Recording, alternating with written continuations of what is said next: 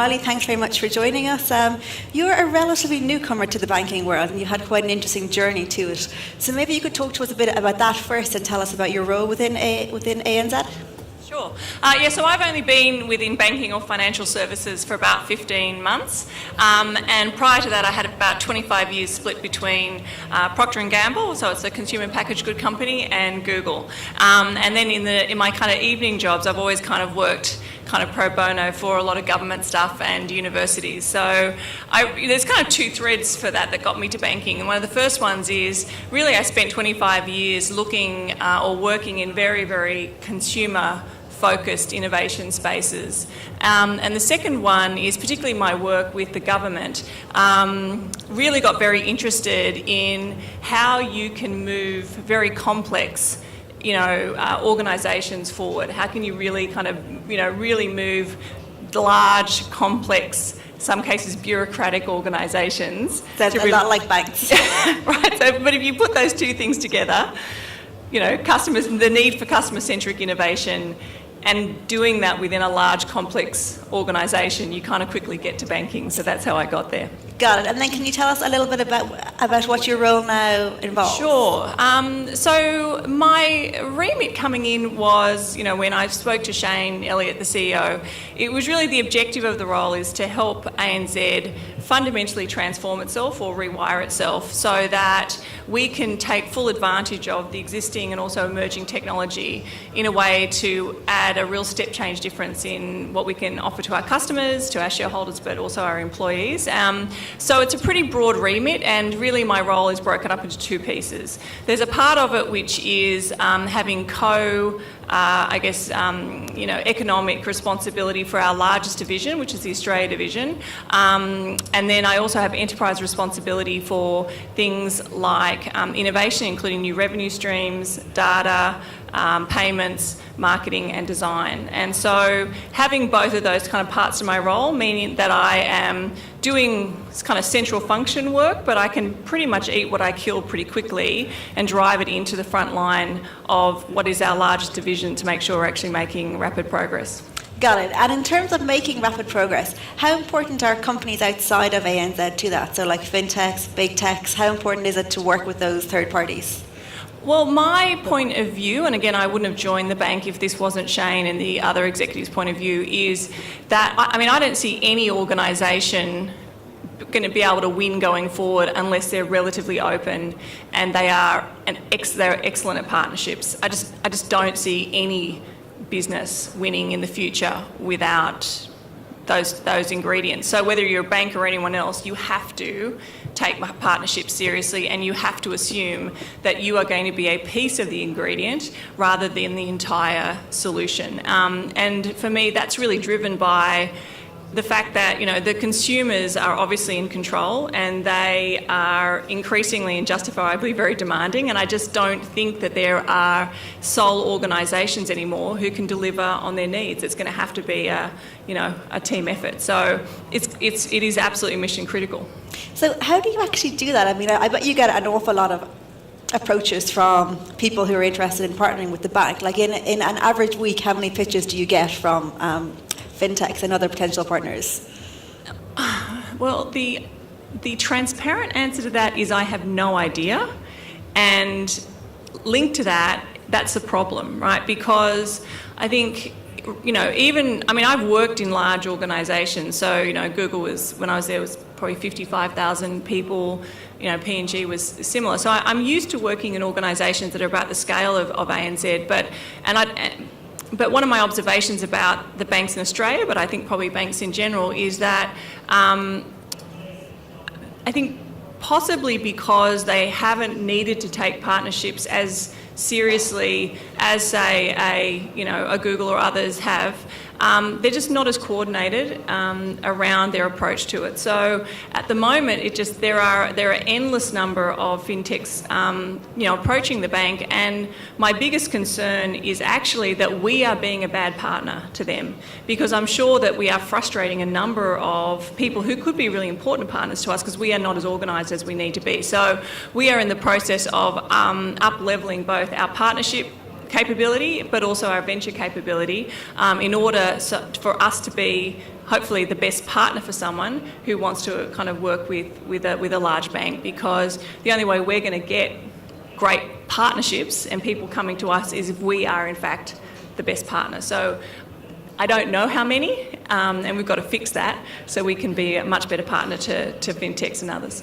Okay, because it sounds as things stand, it's quite hard even for a fintech to know how to actually get to the right part of the bank.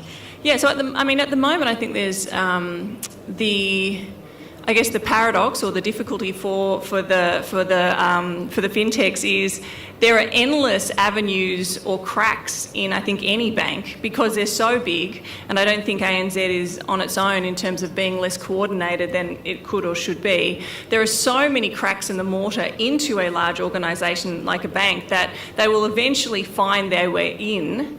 The issue is they're probably unlikely getting to the right people and the people who truly can champion them, make a decision and all that type of stuff. So the good news is that there are partners, or I wouldn't call them, there are vendors or people crawling all the way through ANZ and all sorts of other banks, but we just got to do a better job of, as I said, kind of organising that so that we can really partner well with them. Okay, and in terms of actually like selecting the fintech, so when you do get the range of people who are looking at you, what are the most important areas, or what are you really looking for in either a fintech partner or in a big tech partner, say, so one of the more established technology companies? Yeah, well, I think like everyone, I can rattle off there's the standard list about whether or not they're kind of on strategy for you, whether or not they've got a great founding team, blah blah blah. There's all that kind of. Stuff. For me, actually, an interesting question that we are still trying to puzzle through, which is kind of the more of the art versus the science of running through those lists, is where do you partner?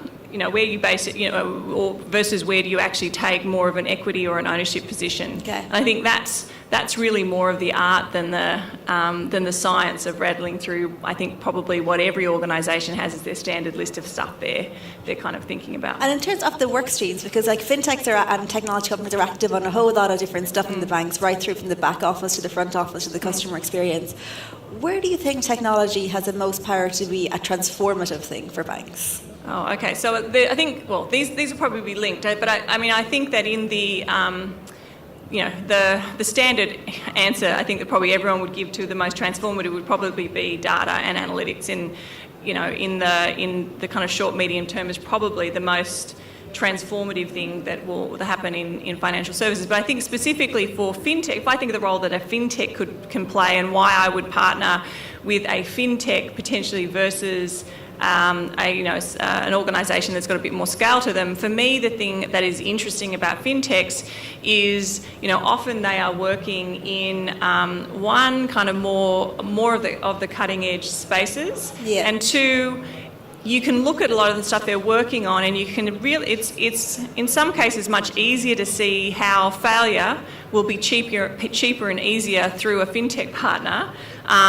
rather than doing that internally or with a large at-scale, organisation. And I don't obviously say failure as if they're all going to fail, but I think that if you're, most people would assume you've got to manage a portfolio of fintech partnerships, and the assumption is that you've got to assume that some of those are not going to work. So again, for me, fintechs,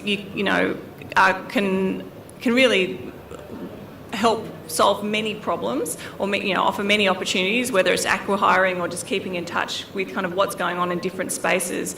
But I think one of their sweet spots is really on things where you're still trying to figure out how to use an emerging technology, or you're not really clear or comfortable with where a market fit could be. And so there is potentially a higher degree of failure.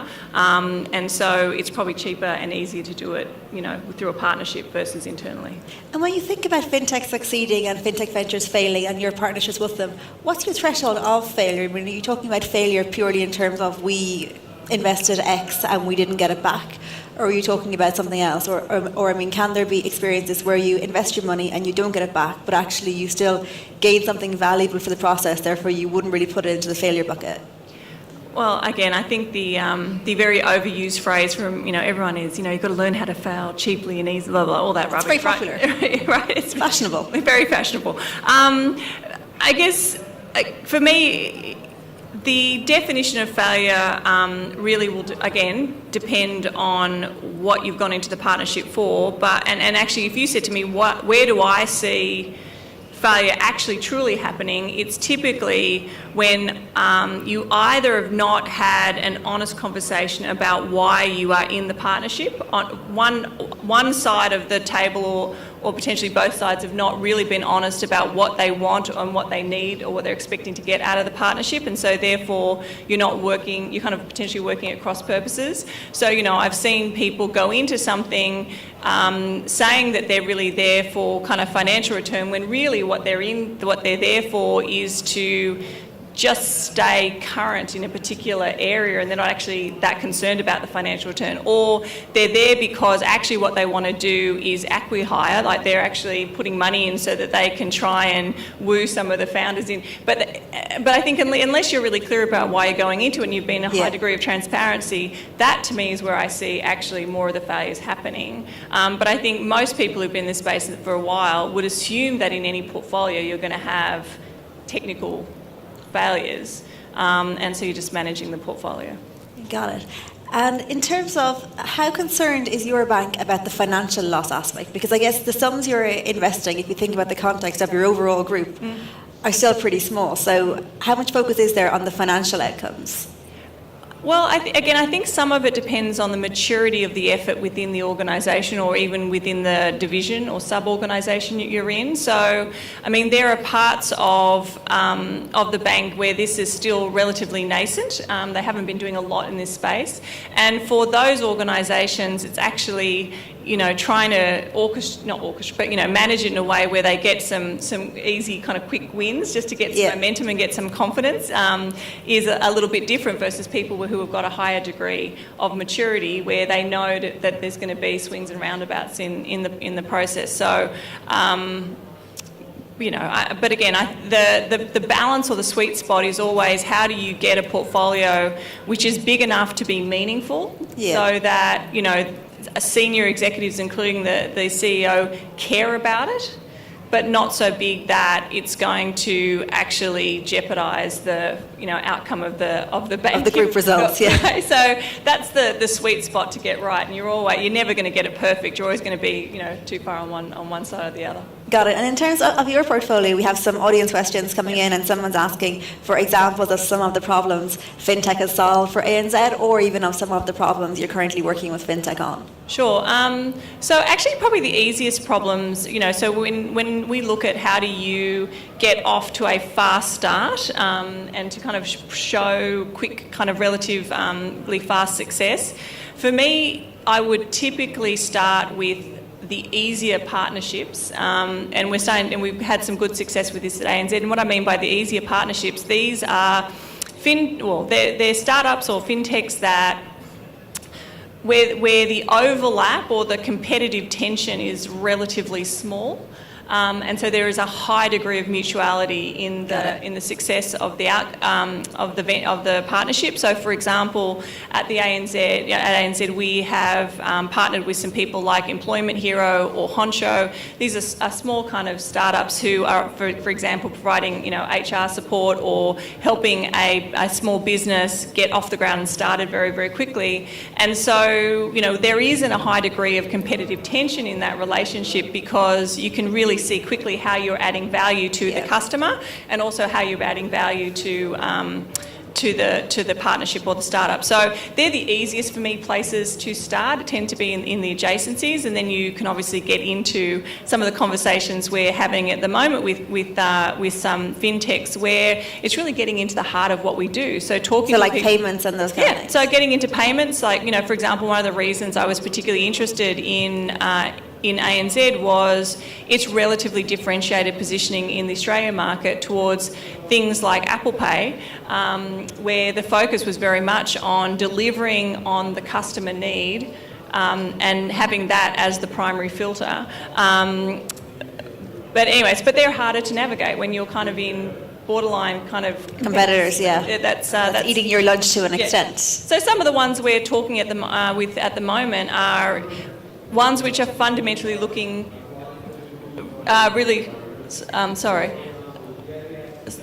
Sorry, I'm just this. Sorry, there seems to be some audio coming from somewhere else here, so we're just going to try and ignore that. We're looking at people who are fundamentally looking at how you can do some of our products really differently. That's real core business. That is really core business, and we are starting, because we started in kind of a gentle space where you're not hot, but we're working our way into being much more sophisticated and mature in those conversations where it's like we need to learn how to partner with people who are trying to eat our lunch. Yeah, rather than have them eat your lunch, which makes total sense. One question here, which I think will be of interest to a lot of the audience that just came in. If you could give one piece of advice to budding fintechs, what would it be? One piece of advice would be. Often, I think that some people shy away from what they see as the obvious space. Like there's.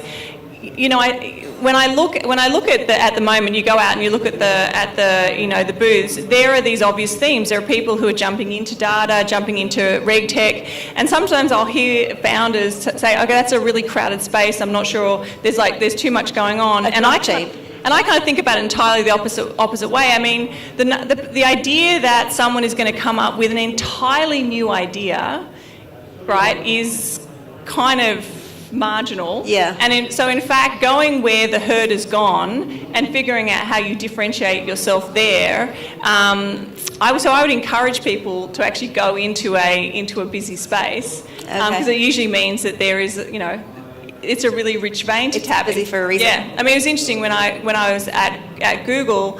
Google was, I think, the fourth or fifth, search engine. Right, so I mean, they went into a busy space and they figured out how to be the best in the busy space. Yeah, and we have a related question as well, which is someone's commenting that there are several startups here at the festival who were here last year and have seemingly gotten nowhere since then. How long do you think a startup has to prove its value to kind of live or die? Again, I think that's going to be a funding issue and the will of the founders, right? So I don't think that I'm going to get into specific timelines for those guys. It's how long is a piece of string and how much money have you got? Got it. And then something else. Some people are talking about e-wallets making bigger inroads in many of the Asian markets. Earlier, we heard from someone saying how if you look at like China, it's become virtually cashless in some areas. Do you think this has much potential in Australia? Is there much adoption? Do you see it going further? And are we coming to the end of cash? So, I mean, my view is that it's a matter of when, not if. That yes, markets like Australia will absolutely at some point go broadly cashless. I mean, I think there'll be some bits and pieces left, but they're broadly going to go cashless. What I see is in markets, whether it's the US or Australia, the utility of the wallets just aren't there yet.